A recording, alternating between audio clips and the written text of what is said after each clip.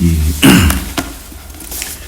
아미타경, 이 아미타경은 정토 신앙의 대표적인 경전입니다. 고대 서북인도에서 처음으로 성립된 것으로 보는 학자들이 많습니다.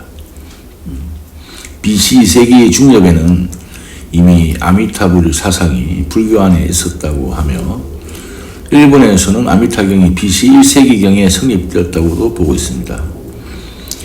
AD 2세기 중엽에는 정토경전이 유통되고 있었으며 아미타경이 중국으로 건너오는 데는 결집된 후 200년경이 지난 다음에 들어온 것으로 보고 있습니다. 한문으로 번역된 것은 구마라 스비 번역한 걸로 보는데 그 이전에도 다른 이름으로 번역된 것이 있다고 하는 얘기가 있습니다. 우리나라에서는 신라 때 원효, 자장율사 등이 아미타경서가 편찬된 걸 보면은 삼국시대에 들어온 것이 아닌가 이렇게 생각하고 있습니다. 한글 번역본은 조선시대 세조 1464년에 번역된 것이 있습니다. 제1. 기원정사의 미타법회.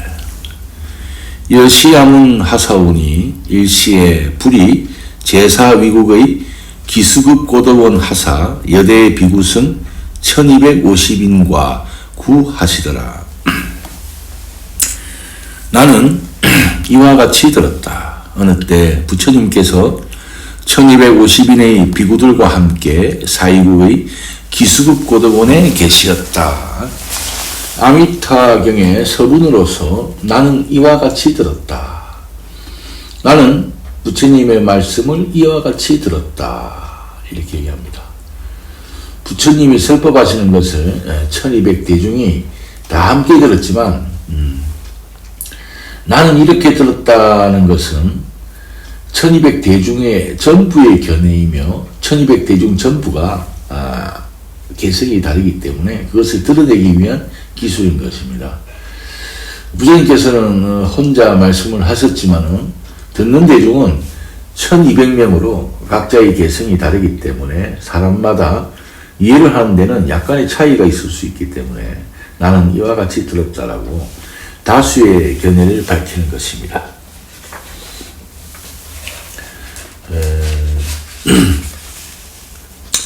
그러니까 이 모든 경전이 이와 같이 결집이 되어 있지만 어디까지나 부처님의 뜻을 온전히 전하고자 하는 1200 대중들의 공감대가 이루어진 것을 뜻합니다.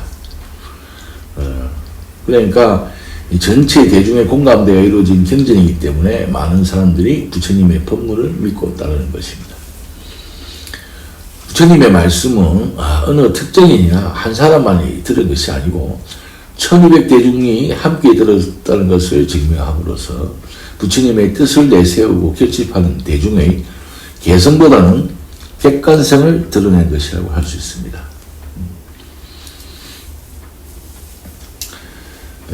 아미타경은 부처님께서 스스로 극락에 대한 설법을 하시게 된 것을 기록한 것인데 많은 사람들이 실로 사후에 대한 의문과 믿기 어려운 극락세계에 대한 타력신앙을 설하신 것이기 때문에 무문자설경이라고도 합니다. 이 아미타경은 실로 우리 불교의 사후세계의 심령과학이라고 할 수 있는데 예나 지금이나 사후의 세계에 대한 의문은 똑같다고 할 수 있습니다. 그래서 질문을 받지 않고 부처님께서 설하시기 때문에 스스로 질문을 하고 스스로 대답하는 형식을 택하게 된 것입니다.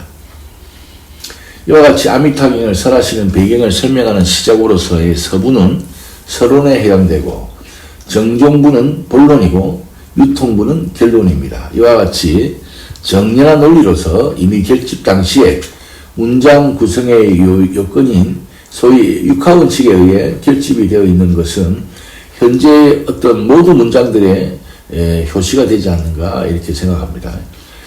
불교에서는 육성치라고 해서 신성치, 여시, 문성치, 아문, 시성치, 일시, 주성치, 불, 처성치, 고도원, 중성치, 비구성. 여시, 아문, 일시, 불, 제사, 위국기, 수급, 고덕원.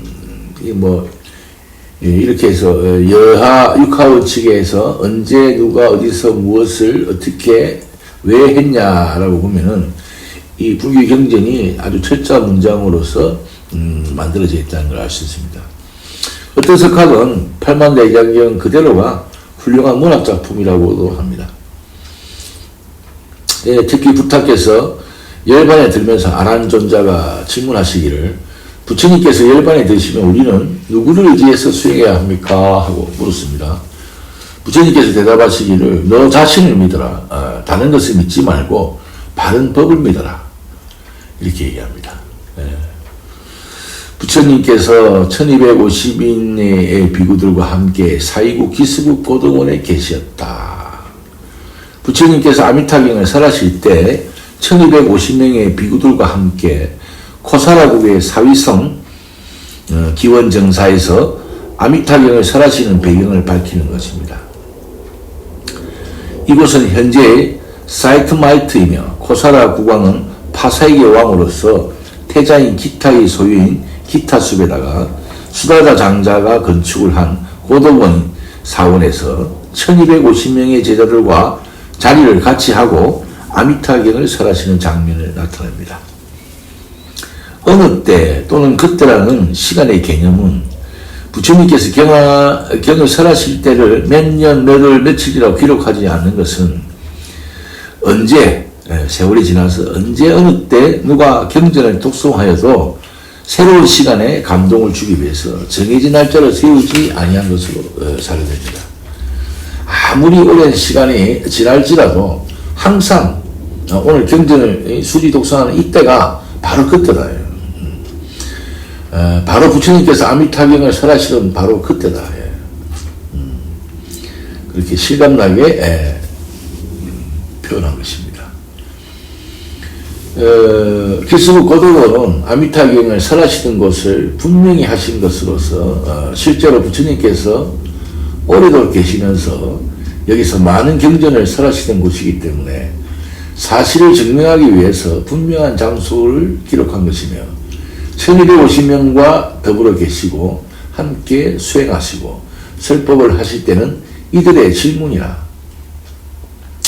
아미타경처럼 무문자설을 설하셨기 때문에 1250명은 석종께서 붓다가야의 보리수 아래서 성불하신 이후에 초전 법문을 녹야원에서 교진녀 등 5비구를 교화하신 다음 야사장자의 권속 50인과 당시 외도인 배하교를 신봉하던 마하가섭의 500제자, 우르빈나 가섭의 250제자와 나제 가섭의 250인 제자와 사리루 전자의 제자 100명과 옥건년 제자 100명을 합해서 모두 1250명인데 이들은 원래 배하교라는 불을 신앙하는 외도들이었는데 부처님의 교화로 증발을 하고 부처님께 기회해서 항상 부처님을 따르며 함께 수행했으므로 모든 경전을 설하실 때마다 이들을 앞에 두고 하신 연유 때문에 1250명은 경전마다 등장하게 되는 것입니다. 수다야 강자와 기타 태자와 합동으로 건립된 기스국 고덕원은 외롭고 고독한 사람들에게 먹을 것을 베풀어주고 외로움을 달래어주는 정사라는 뜻입니다. 사이성의 거부장자였던 수다자 장자가 어느 때 그곳을 지나시던 석가모니 부처님의 설법을 듣고 크게 감격해서 부처님께 기회해서 신자가 되신 분입니다. 부처님과 그의 제자들이 함께 수행할 수 있는 정자를 지어 바치겠다고 원을 세워가지고 사방으로 적당한 장소를 잡고 있던 중에 기타 태자가 가지고 있는 숲을 보고서 절을 짓기에는 좋은 장소이기 때문에 태자에게 이 숲을 사겠다고 하니까 이 기타 태자가 팔 생각이 없었기 때문에 진담인지 농담인지 이 숲을 살려면은 거마로 이 숲을 빈틈없이 깔아오면 팔겠다 이렇게 얘기합니다. 그 수달라 장자는 이를 받아들여서 장자는 자기 재산을 다 팔아가지고 수레에 거마를 싣고 와서 이 숲에다가 깔기 시작합니다.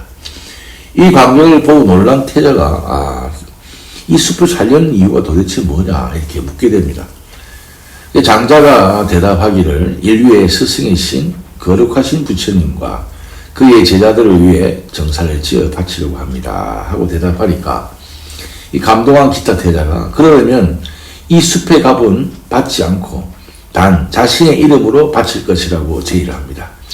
그리고 이를 허락하고 기타 태자의 숲에 수달과 장자가 세운 정사란 긴 이름을 붙여졌으며 귀여운 정사라고 줄여서 얘기합니다.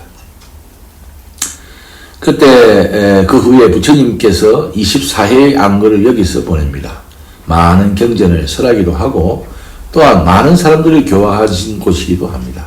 그래서 1250인 제자들은 부처님의 교화로 아란의 지위에 올랐으며 불교 교단의 형성 요건인 교주로서의 석가모니 부처님 교리인 대장경과 제자 출가자를 말합니다. 또는 신도로서의 불교 교단이 형성된 곳이기도 합니다. 그리고 부처님께서 마지막 사라상수에서 열반에 들자 숨다는 교리와 교육 때문에 동요가 일어납니다. 500의 비구가 모여서 부처님의 말씀을 결집할 것을 결의하고 부처님께서 열반에 드신 지 100일경에 왕사성에 있는 필발라굴에서 모여 마하가섭 존자를 교단에 상수로 하고 그들의 지시에 따라 불타의 유교를 보존하고 후세에까지 전하기 위해 불타의 설법을 아란 존자가 송출해내면 검토와 교정의 과정을 거쳐 모든 대중이 아란 존자를 따라서 외우는 형식으로 결집되었으며 이것을 제1회 결집이라고 합니다. 그리고 두 번째 결집은 불멸 100년경에 야사존자의 발기로 700장로가 비아리성에 모여서 계율에 대한 당시의 14비법이라고 하여 출가한 비구가 수행상 할 수 있는 행위와 해서는 아니 되는 것으로 해서 시비가 많이 생기니까 올바른 계율을 제정하기 위해서 두 번째의 결집이 이룩되고 700비구에 의해 결집되었기 때문에 700결집이라고도 합니다. 그리고 세 번째 결집은 불멸 200년경에 인도를 통일시킨 아쇼카 대왕이 목골면 제수존자를 상수로 해서 2000명의 비구가 모여 법장을 송출하고 제수존자는 다시 스스로 논사를 1000장을 지어서 이의 사설을 격파했습니다. 당시 아소카 왕은 불법을 독신했으므로 외도들이 생활수단으로 불교도의 모습으로 꾸며 승단을 어지럽힘으로 사법을 도태시키기 위해서 세 번째 결집이 이루어진 것이라고 합니다. 이와 같이 세 번에 걸쳐 완성되었으며 그 후 대승경전은 불멸 500년 내지 600년경에 완성되었다고 합니다.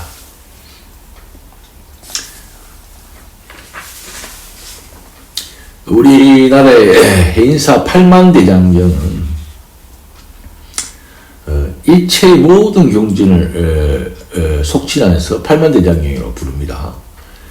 대장경의 불설의 경전과 율장과 보살의 조론과 의회 경가의 소석과 종통선사의 선문찬술 등을 통틀어서 이루어 놓은 것인데 그 부수와 건수가 대단히 많으므로 8만대장이라고 합니다. 불교에서 가장 많은 수를 84,000이라고 하는 데서 나오는 말이죠. 해인사에 수락된 목각판 대장경이 86,103판이 이것으로 봐 8만대장경이라고 이럴만 하다고 합니다. 그런데 우리나라에는 이러한 8만대장의 목각판이 보존되고 전승되고 있으니까 이로써 세계에 자랑할 만한 큰 보배 중에 보배며 유네스코 문화재로 지정되어 세계의 보물이 되었습니다. 그것은 8만대장경이 연대로나 숫자로나 그 조각의 기술에 정교한 것으로 보아서 어느 나라 어느 민족에서도 찾아볼 수 없는 시극한 귀중한 가치를 가지고 있습니다. 8만대장경이 세계에서 자랑할 만한 큰 보배라는 까닭이 무엇이냐면 첫 번째로 연대기로 적어보아서는 AD 1011년 고리 현종 2년부터 고종 38년까지 240년 동안에 완성된 것으로 세계 문화사상 가장 장기간에 걸친 판강 문화의 결정체라고 볼 수 있습니다. 두 번째는 조각 기술을 들 수 있습니다. 그 정교한 각자로서의 예술의 창세기적 정수의 집대성이라고 불립니다. 장기간에 걸친 이 거대한 간행 사업에 있어서 전 민족이 이치단결해서 때로는 외적과 싸워가며 혹은 소실되면서도 다시 만들고 파손되면 또 보충하고 아주 많은 난을 극복해가면서 문자 그대로 총화적 전 권력을 경주해서 기필코 완성하겠다는 의지로 우리 조상들이 슬기를 모아서 만든 것입니다. 반만년 우리 역사상에 이와 같이 슬기롭고 굳센 민족혼을 집약시킬 때가 없다고 합니다. 이로써 우리 민족이 단결만 하면 이같이 장구한 동안에 어떠한 장벽이라도 돌파하고 기어이 목적한 대사업을 완수할 수 있다는 의지를 우리 선조들이 남겼던 것입니다. 실제로 숫자상으로 보아서도 그 방대함을 알 수가 있습니다. 8만여 매의 판각 중에 사강경판이 4,845판이고 국간판이 82,258판이라 방대한 수량입니다. 사강판은 합천 출신 이거인이 화주의 발언을 세워서 시작된 것인데 국간보다 수백 년 전에 조성되었으나 국간에 비하여 조금도 손색이 없다는 게 더욱더 놀라운 일입니다. 국간판은 고려 고종 23년부터 28년까지 걸쳐서 강화도 본사를 두고 진주에 분사를 두어서 국력을 다 해서 조성한 것입니다. 네 번째로는 이 팔만대정의 예술적 가치입니다. 이 글씨로 보면 우리나라의 서예의 극치를 이뤄놓았다고 합니다. 서예가로서 유명한 추사 김정희 선생이 이 글씨를 보고 이것은 육신을 가진 사람의 글씨가 아니고 하늘에 있는 신선의 글씨다라고 감탄한 바가 있습니다. 그 많은 글자가 모두 정자로서 꼭 한 사람이 쓴 것 같이 한획, 한 글자로 오자나 낙자가 전혀 없다. 그 조각이 정교하기가 비할 바가 없으니 현대의 기술로서도 도저히 따라할 수가 없을 정도라는 거죠. 그리고 과학의 경지에서 검토해 보더라도 목판이 거제도 나무 원목을 3년이나 바닷물에 담가두었다가 건져서 이것을 다시 소금물에 삶아서 오랫동안 그늘에 말린 다음에 판자로 켜고 대패로 다듬어서 글자를 새긴 것입니다. 그리고 목판을 칠을 해서 썩지 않도록 하고 좀 먹지 않게 함으로써 예술적 가치를 오래도록 기리도록 했으며 이로써 거금 1000년이나 되었으며 조금도 변하지 않고 원형 그대로 보존되어서 온 것입니다. 그뿐만 아니라 이 경판을 안치한 건물의 구조라든지 통풍, 방습 등 어느 모로나 봐도 천년에 우리 선조들이 이룩한 그 의지와 지혜와 기술과 관찰은 놀라운 일이 아닐 수 없으며 이에는 불력과 성력이 크게 힘주었다고 하겠습니다.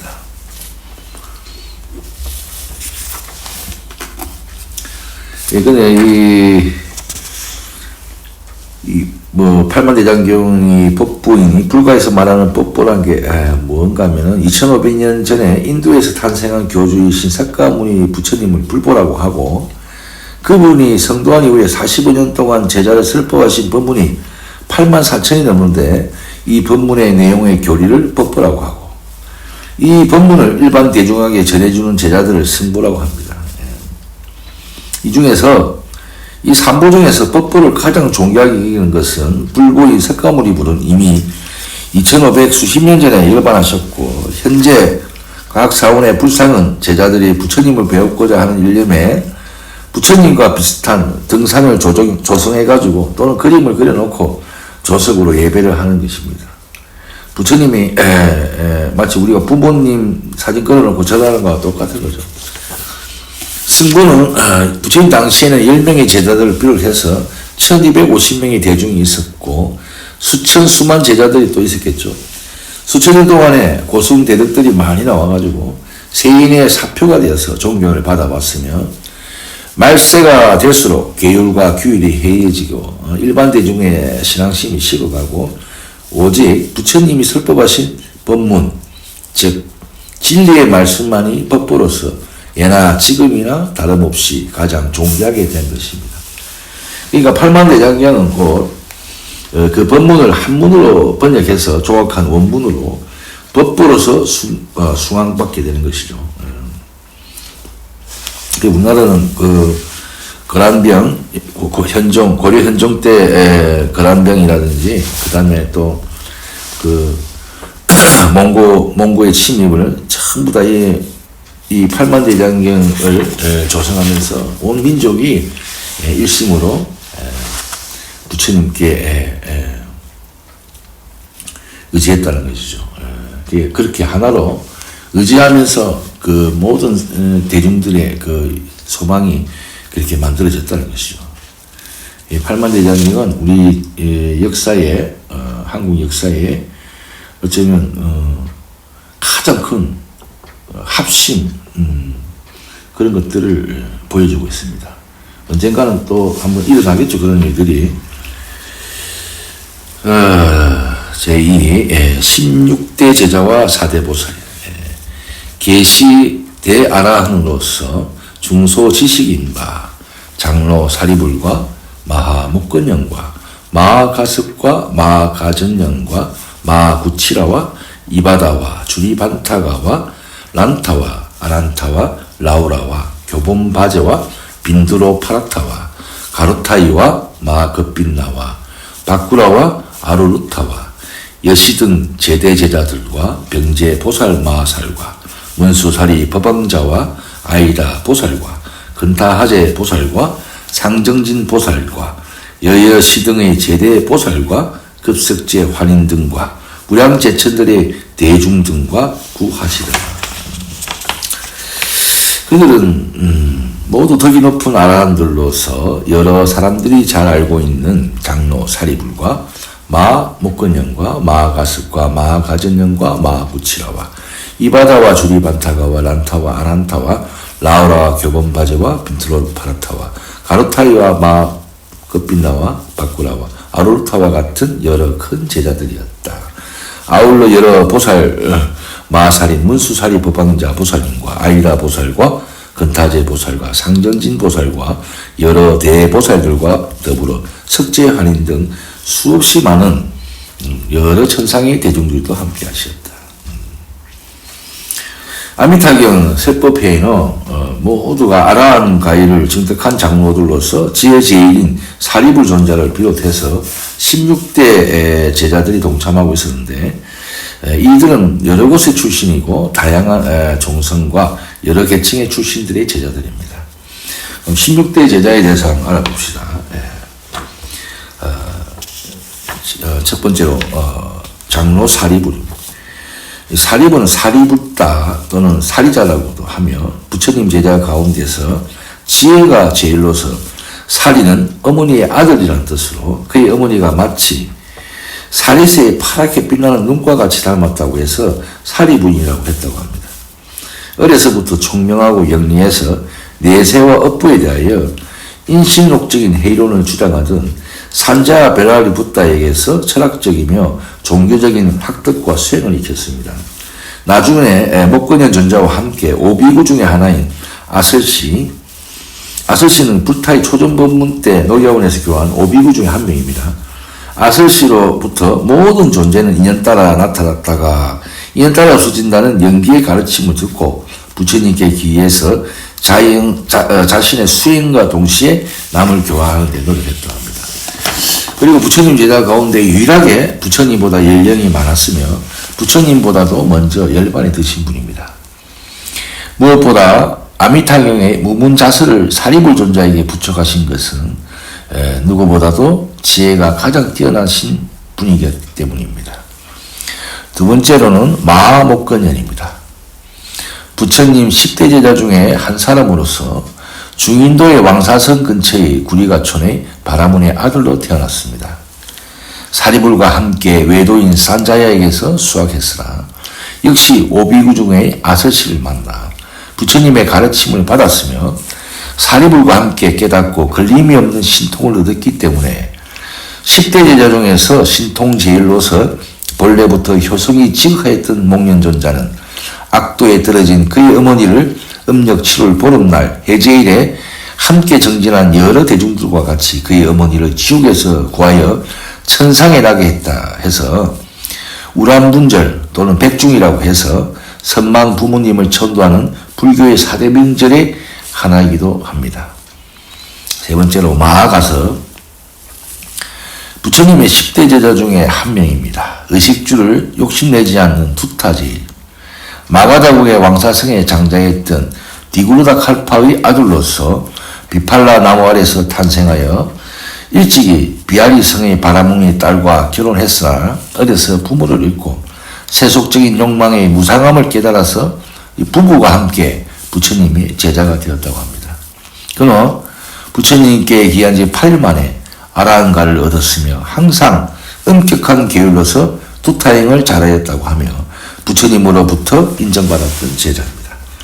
어느 날 사이국 깊은 숲속에서 오랫동안 수행을 하다가 길게 자란 머리와 수염과 또 헛옷을 입은 채로 기원정사를 찾아갔을 때 대중들이 그를 경멸을 했다고 합니다. 그때 부처님께서 여러 대중의 마음을 읽으시고 어서 오너라 가섭아 여기 내 자리에 앉아라 하시고는 가섭존자에게 자리를 내어주시고 모든 무상의 정법을 가섭에게 부척하여 자신의 인멸하신 후 모든 수행자의 의지처가 될 것이라고 예언합니다.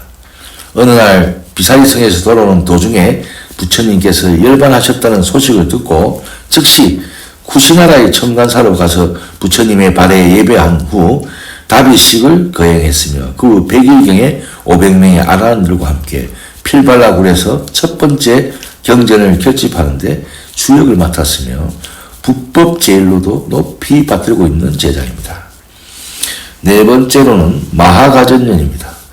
서인도의 아반티 출신이며 부처님의 제자 가운데 논리가 가장 능하다고 해서 부처님의 말씀을 잘 분별하여 설명하는 논의제일의 제자입니다. 다섯 번째로는 마하구치라. 마하구치라는 사리불 존자의 외삼촌이라고도 합니다. 태어나면서부터 손톱이 길어서 장과동지라고도 불리었으며 출가해서 부처님의 제자가 되어서 말을 잘하는 능변가로서 어려운 질문이나 어떠한 질문이라도 대답을 하고 설법에 능하였다고 하여 문답 제일의 제자라고 불립니다. 그래서 여섯 번째로는 리바다입니다. 사리불 존자의 동생이라고도 하며 일찍이 비를 피해서 신사에 들어갔다가 두 귀신이 송장 하나를 놓고 서로 자기 것이라고 다투는 것을 보고 사람의 몸이 거짓으로 화합된 것을 알고 부처님께 나아가 제자가 됩니다. 또한 자선을 즐겨하기 때문에 마음이 산란하지 않고 또한 전도되지 않아 바른 마음을 가짐으로써 부처님 제자 중에 무전도 제일이라고 불리었습니다. 일곱 번째로 주리반타가입니다. 주리반타가는 소락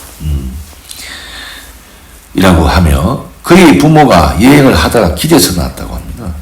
주리반타가라고 하며 부처님의 제자 가운데에서 가장 어리석고 우둔한 전응아로서 대표되고 있습니다.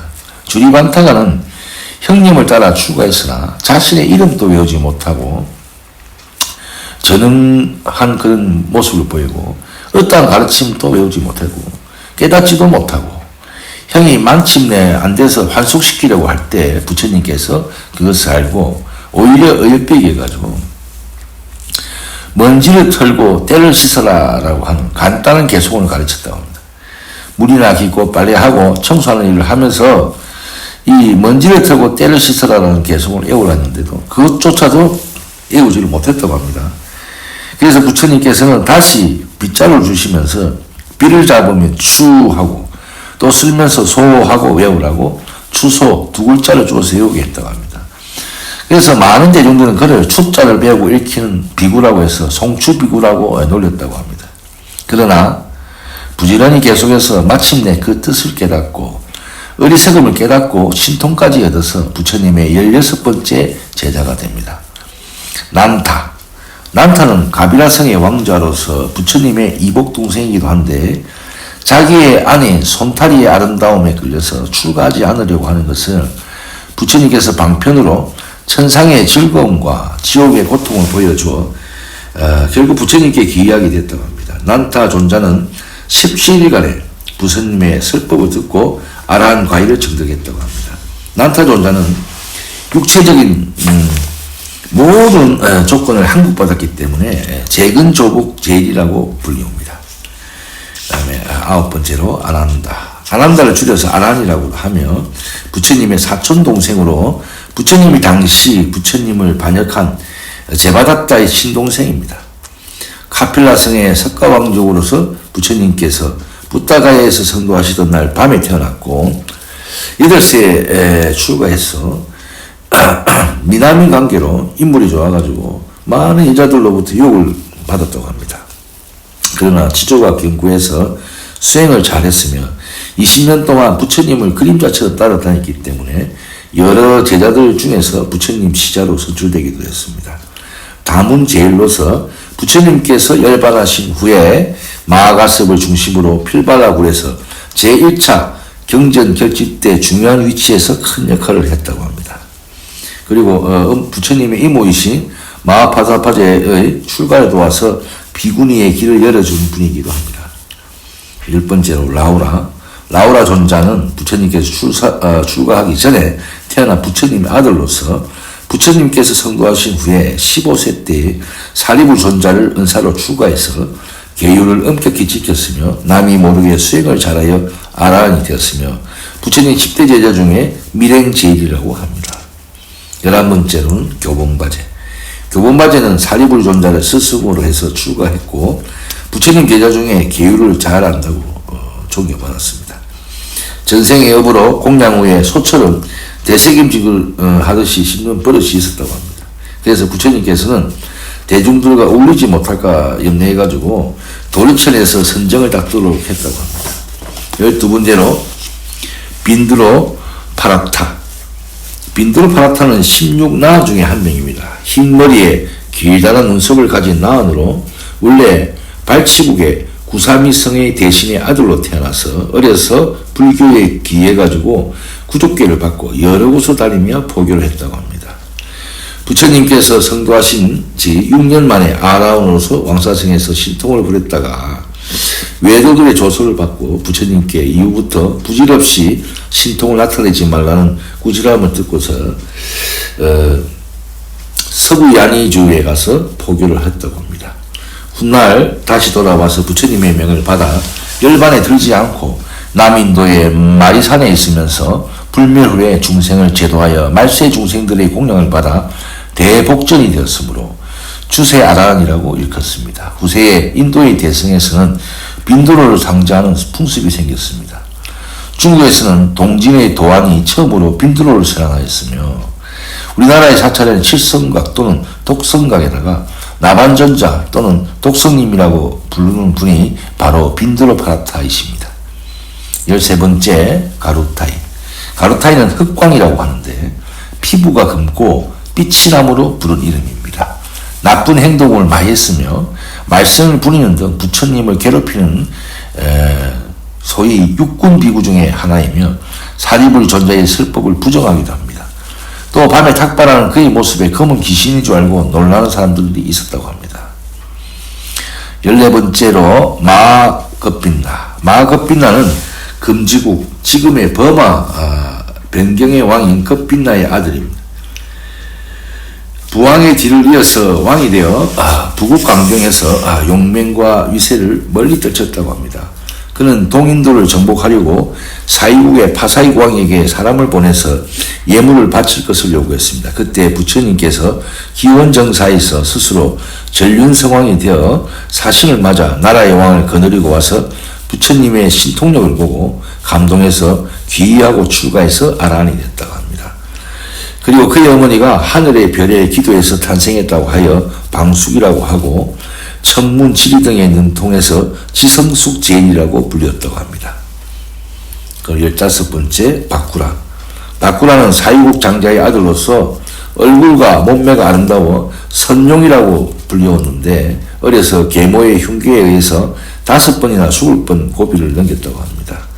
한 번은 강물에 빠뜨렸는데 큰 물고기가 그를 삼켰는데 그 고기가 강 하류에서 잡혔는데 이 소식을 듣는 그의 부모들이 달려가서 그 아이를 달라고 하였으나 뜻을 이루지 못하고 나라에 소송을 했는데 재판의 결과는 두 집안에서 이 아이를 같이 기르게 했다고 합니다. 그래서 양가의 성을 갖고 살았기 때문에 중성비구라고 불렸다고 합니다. 그는 자라서 부처님께 기여해서 욕심이 없고 고요함을 즐기며 부지런히 수행해서 아란이 되었다고 하고, 평생 동안 병을 알아본 일이 없어 160세까지 살았기 때문에 장수제일 바꾸라라고 불렸다고 합니다. 16번째로 아누루타. 아누루타는 여의라고 하며 카필라성의 석가족으로 부처님의 아버지 정반왕의 동생인 감노반왕의 둘째 아들로 태어났습니다. 부처님께 제자 1250명을 데리고 귀국했을 때 아눌리메까지 따라 나와서 난타 대바 등과 함께 출가했다고 합니다. 후에 부처님 설법을 듣다가 부처님 앞에서 졸다가 우지람을 듣고는 다시는 졸지 않기 위해서 여러 날 밤새도록 자지 않으면서 수행을 하다가 결국은 눈이 멀어버리게 됩니다. 부지런히 정진해서 마침내 천안통을 얻게 되고 부처님 제자 중에 천안제일 제자가 되었습니다.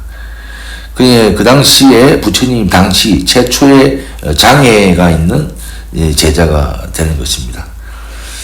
그리고 이상과 같이 16대 제자들이 아미타경을 설하시는데 장로로 참여한 대중들입니다. 그리고 그때 모인 그 4대 보살에 대해서 알아봅시다. 보살은 보모로는 보디사트파, 보리살타라고도 하며 상구보리 하중생이라는 가규정 보사 대사라고도 하며 오직 위로는 도를 구하고 아래로는 중생을 구하자는 이들입니다. 마살은 보살에 대한 존경이며 복수일 때도 쓰이는 미칭이기도 합니다. 자리이타의 상징이며 보살의 명칭 앞에다가 대를 더하여 대보살이라고도 합니다. 흔히 산중에 사찰에 가면 극락보존이나 또는 무량수전이라는 간판에 있는 법당에 들어가 보면 후구태화 가운데 부처님이 계시고 관세음보살, 대세지보살, 그 밖에 여러 보살들과 16대 제자들과 사천원과 제천들의 모습을 볼 수가 있습니다. 자, 4대 보살에 대해서 한번 알아봅시다. 문수사리법왕자. 문수사리보살은 대승보살 가운데 가장 지혜가 뛰어난 보살로서 보현보살과 더불어 석가모니 부처님의 좌우고처로서 지혜를 상징하는 푸른 연꽃을 들고 왼편에 사자를 타고 있는 보살이 문수보살입니다. 문수보살은 석존의 교화를 돕기 위해서 낮추신 것이라고 하며 이미 성불하여 용존상불, 대신불 또는 묘길상이라고도 합니다. 또는 미래에 성불을 할 것이라고 하며 부처님의 이름을 보현열이라고 합니다. 그리고 반야경을 평찬한 보살로서 알려져 있고 한편으로는 역사적 실존 인물로서 사유고 범덕바라문의 아들로 태어나 부처님 계신 곳에 나아가 수행하여 수능엄 산미에 들어 있었다가 부처님께서 열반하신 후에 인도에 나타나 반야 대승의 가르침을 편 보살이라고 합니다. 그리고 법왕자라는 뜻은 불타의 제자라는 뜻입니다. 부처님을 마치 마하대법왕이라고 하니까 법왕자는 앞으로 부처님의 뒤를 이을 제자라는 뜻이 됩니다. 문수사리 법왕자의 주처는 우리나라에서는 강원도 오대산 상호사에 계신다고 해서 오대산을 문수도량 또는 그리고 또 상호사에는 또 그 문수동자를 봉안하고 있습니다. 두 번째로 아일다보살. 아일다보살은 미륵보살의 별칭입니다. 즉 다른 이름이죠. 미륵 또는 자씨는 성이며 이름은 아일다. 인도의 바라나국에서 바라문의 아들로 태어나서 석존의 교화를 받고 미래의 성불에서 부처님이 된다는 수기를 받고 부처님보다 먼저 열반해서 도솔천에 올라가 천인들을 교화하고 있으며 부처님께서 열반에 드신 이후에 56억 7천만 년을 지나서 다시 사바세계에 출연해서 하리원 용화수 아래서 성불하여 석가모니의 교화를 받지 못한 모든 중생들을 교화한다고 합니다. 얼핏 아이타보살이라고 하면 낯익은 이름이 아니지만 미륵보살이라고 하면 우리 귀에 탁 박히죠. 특히 옛부터 우리 민족은 마음속 깊이 뿌려내려온 민중신앙의 본산이 또 미륵보살입니다. 우리나라에는 남해안의 통영 용화사에 1회에 걸쳐 설법하고 제2회는 속리산 법주사에서 설법하고 제3회는 강원도 금강산에서 설법하고 중생교화를 하신다는 말이 전해오고 있습니다. 세 번째로는 근타하제보살. 근타하제보살은 대명, 도경, 도행, 반야경, 구사론 중에서 향상보살이라고 하고, 향이라 번역하는데 항상 진실한 마음으로 거룩한 향기를 내뿜듯이 여러 가지 거룩한 수행을 닦는다고 해서 반야바라미를 행해서 떠나지 않는 존귀함의 으뜸이라고 합니다. 그래서 현급에 나타난 16보살 가운데 한 분으로서 금강계의 원방당의 남쪽 네 분 가운데 첫째 자리에 있는 보살입니다. 대력금강, 호계금강이라고도 부릅니다. 네 번째로 상전진보살. 상전진보살은 항상 쉬지 않고 부처님과 같이 완전한 깨달음을 얻기 위해서 모든 중생을 구하는 수행을 쉬지 않는 보살을 말합니다. 우리들 스스로가 깨달음을 얻기 위해 수행한다면 곧 바로 우리가 상정진보살입니다. 그리고 본문에는 불의식보살이 상정진보살 다음에 있다고 했습니다. 한역본에도 현장의 번역 칭찬정토 불섭수경에 보면은 불의식보살이 이름이 있는데 구마라 습변역에 불설아미타경이 없는 것으로 봐서 상정진보살과 불의식보살이 같은 보살을 뜻하는 게 아닌가 생각합니다.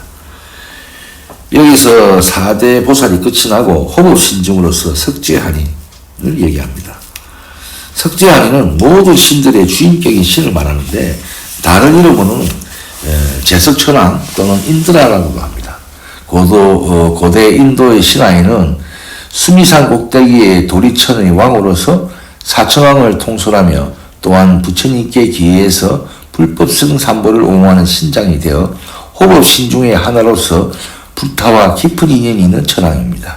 특히 제석환인은 우리나라를 건국하신 당군 성조의 할아버지 되는 이름입니다.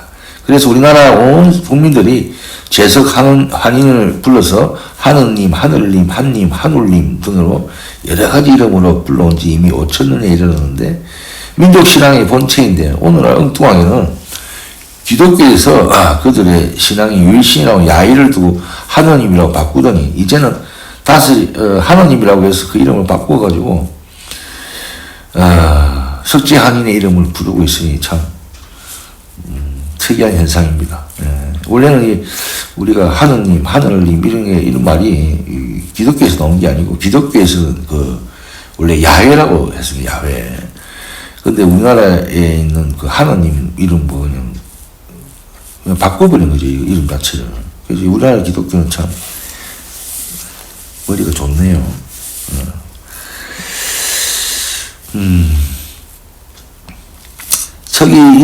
이게 서기 1700년대 말엽에 수구에서 온 어느 선교사가 기독교 성경을 우리말로 번역하는데 적당한 말이 없었대요. 고심을 하던 중에 어느 여름날 제주도에 선교차 갔다 돌아오는 길에 육지로 내려가는 작은 배에 많은 사람이 타고 있었는데 이 배가 바다 항구원들을 향하고 있는데 때마침 풍랑이 일기 시작해가지고 이 작은 배가 흔들리고 위험해지니까 그 중에 어느 여인이 아이고 하느님 살려주십시오 하고 연발하는 걸 보고 나서 이 선교사가 아이고 이거구나 이래서 야훼를 하느님이라고 해석을 하게 됩니다. 이게 기독교 유일신인 야훼가 유독 한국에서만은 야훼라는 이름을 부리고 세계 유일의 하나님이라는 이름으로 바뀌게 됩니다. 그 세월이 더 흘러가면서 석재환인, 즉 제석천왕 이름까지 기독교에서 쓸 수도 있겠죠. 우리 민족의 5천년 뿌리인 제석천왕은 그들의 아들인 환웅으로 하여금 태백산, 지금의 백두산 신단수 아래다가 도읍을 정하고 홍익인간이라는 건국 이념으로 하고 나라를 다스리더니 아들을 낳았으니 그 아들이 바로 당군이다. 그래서 부처님께서 설하시는 기원정사의 아미타의상에는 많은 제자들과 보살들과 천신이 모인 집회가 되었다. 그런데 이때 설해진 아미타경은 다른 경전도 마찬가지겠지만 1250인과 16대 제자, 문수사리, 법왕자와 천신들이 함께 했다고 해서 이것은 바로 욕계, 색계, 무색계 등 3계의 모든 중생들이 함께 설해졌다는 것을 의미하는 것입니다.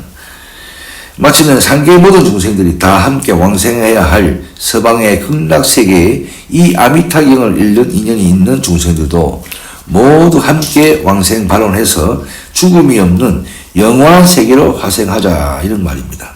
여기서 이제 서분이 끝나고 정종분으로 이어집니다. 아미타경은 다른 어느 경전과 다른 것은 무문자설이에요. 문장의 예도 차이가 있겠지만 우리들의 육안으로 볼 수 없는 세계를 부처님이 설명하시는 거예요. 그래서 어렵다. 부처님과 부처님의 말씀을 오직 그냥 그것만 의지해야 되니까. 그래서 금생으로서 사바세계에서 어머니의 태를 의지해서 태어난 것을 끝을 맺고 영원한 극락세계에 왕생하자, 이런 말입니다. 오늘은 여기까지 하겠습니다.